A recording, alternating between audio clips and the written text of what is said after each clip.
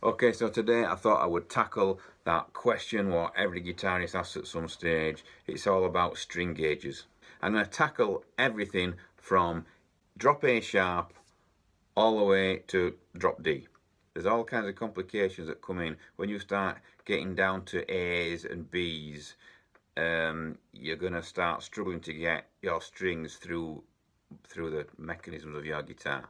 So you need to bear this in mind. If you're going to go any lower than A sharp, really, I would go for a 7 string. Right, well, let's start at the top end, which is drop D. Now, drop D tuning has quite a lot of options here, so this is going to be the longest part.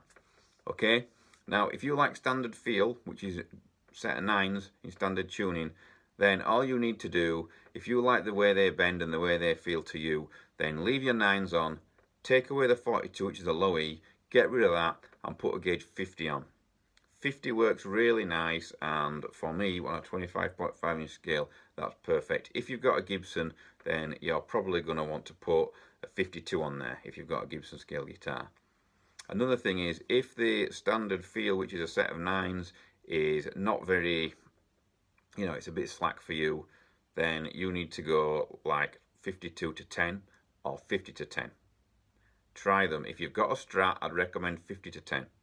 If you've got a Gibson type scale, then I would recommend 52 to 10 for drop D tuning. Okay, so now we're moving on to one step lower, which is drop C tuning. I love drop C tuning, mate. It's brilliant. It's got a very nice tone to it. Kill switching gauge, pretty free to do some stuff in drop C. As I lay dying, all those types of bands. It's become a bit of it's now like what I call a modern standard tuning. It's drop C. It's very tight, very attacking, and it has a really nice tone. Makes your amp sound, really nice. It's my favourite sounding tuning, although we are in much lower. My band's in much lower tuning at the moment. Right, so let's get on with it. I like 56 to 10. That's a bit of what I call a standard feel. 56 to 10. The 56 is nice and tight, and you can still do some leads and get your bends out and have a nice vibrato. All the harmonics are there and everything in 5610. I really, really like 5610. Now, 5611 is another option. If you just fancy having them a bit tighter, your strings are still bendable, still very bendable, still some vibrato there. 5611 is another option for you. Try it out. If you are playing a Gibson scale, then you are going to want something just a touch heavier on the low E. But yeah, there you go. 5610 or 5611, they are my favourite strings for drop C. Okay, so now let's move on to drop B tuning. Our last EP was in drop B tuning. Drop B tuning is a very dark sounding tuning, and often you can make, depending on how you play, you can make drop B sound a hell of a lot lower and heavier than it actually is because it's such a dark sounding tuning. Slipknot do a great job of making drop B sound much lower than it actually is. Now, the only problem with drop B tuning is that basically it screws all your fret map, your scales and everything. They all go to shit. There's basically sharps and flats and everything thrown in, and it's a bit of a nightmare. It doesn't take long to get used to it, to be fair, but yeah, drop B tuning is a nightmare. It's also a bit of a nightmare with strings, in my opinion, and the reason for that is because it's hard to get a gauge, or at least in my opinion it is, that works well in drop B tuning. What I do in drop B tuning on a 25.5 inch Jackson or Fender, Strat, I like a 60 on my low E. Now, some people, I've got a guitar what I record with in drop B, and that has 13 to 60 on. Now, what I've actually done there is I've bought a 7-string set, which is a 60 to 9, and I've got the top 9 and I've chucked it away, and I've just put the rest of the strings on my 6th string. So basically it's ended up a 60 to 13. Now, this is all very well, but your G string ends up wound now when you start getting into this area. And for me personally, the 60 to 13 doesn't feel nice.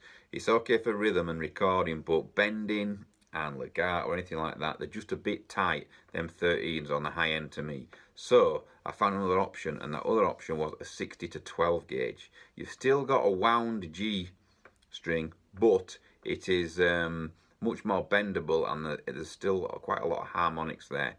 You don't want to lose your harmonics, in my opinion, or at least I don't. I use them quite a lot on the G strings, one of my favourite strings. But there you go, that's what I use.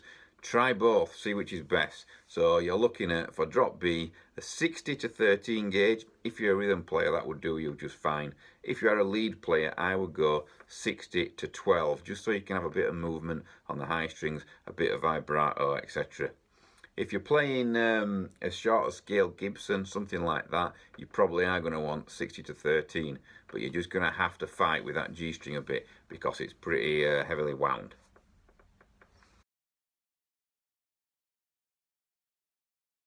Okay, so now we're into really low territory. We're on A sharp or B flat drop tuning. Now, this is what my band is currently in at the moment, and it was a bit of a struggle at first because there's adjustments that are starting to be made to your guitar and all sorts of things like that. Now, some guitars you will get a 62 gauge through the tuning pegs and through the nut if you have a Floyd on. One big advantage, people want to know why I have Floyds on my guitars and don't use them that much. I only use them live really. The reason for that is because if you're swapping gauges in and out, the Floyd Rose nut can take up to, or at least most of them can, a 62 gauge. Now if you have a normal nut, you're going to have to either replace it if it's plastic or file some out once you start getting near 60 and 62 gauges.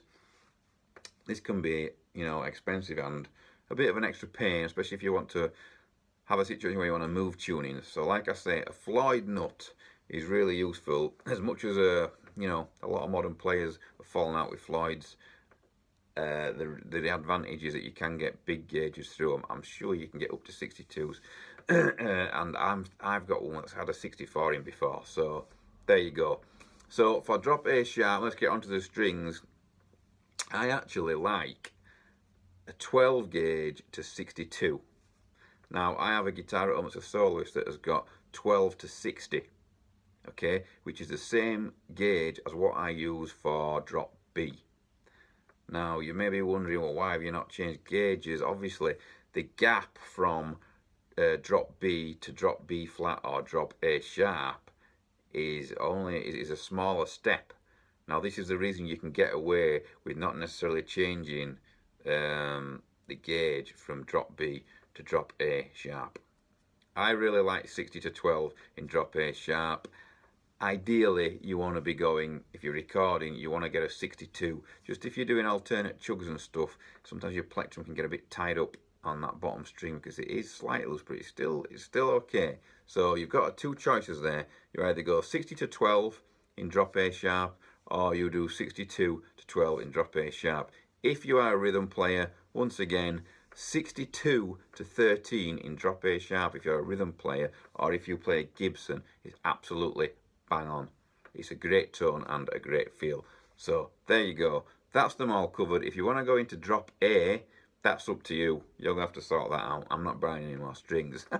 But what I will say is, I'd get a longer scale if you're going to go any lower than that. I really hope that this video helped, because let's face it, strings aren't cheap. It's a £5 a pack, and if you're in drop tuning, you need to buy two, then you're hitting like nearly a tenner just to find out that you've bought the wrong ones. It's a nightmare. So I hope this video saved a lot of people a lot of headaches, a lot of time, and hopefully also a lot of money. I'll see you next week.